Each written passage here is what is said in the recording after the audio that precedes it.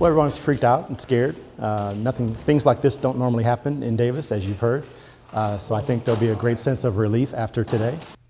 New tonight, UC Davis Chancellor Gary May reacting to the news a former UC Davis student was arrested in connection to this string of deadly stabbing attacks. You know, it's a tragedy no matter how you spell it out, no matter who the perpetrator is. So that's the core of my reaction. I'm just so sorry that someone put so many people through so much misery. 2 of the 3 stabbing victims died, including a 20-year-old UC Davis student. News the chancellor admits left him in tears. I heard his father say he thought he would be preparing for graduation and he's preparing for a funeral, and you know, I cried.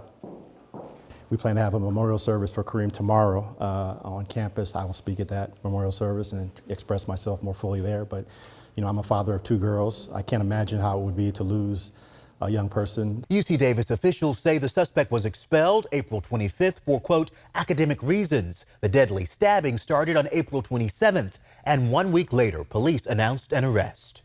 I think there's a high degree of probability that his reign of terror was not over from his perspective, but for the intervention of the good people who saw him and recognized him, and the quick response on the part of the Davis Police Department. Former Sacramento County Sheriff John McGinnis says the investigation now enters a new, more challenging phase.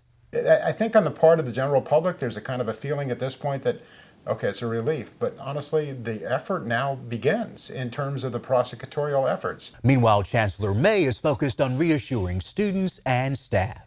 I want them to understand that their safety is my top priority and our team's top priority, and that going forward, we think that we can resume some sense of normalcy, and that Davis is still a great place to live and to learn. And UC Davis has formed a scholarship fund in memory of Kareem. Money from the fund will be granted to students doing research to make sure his legacy lives on. The 20-year-old was just 6 weeks away from graduating with his bachelor's degree in computer science.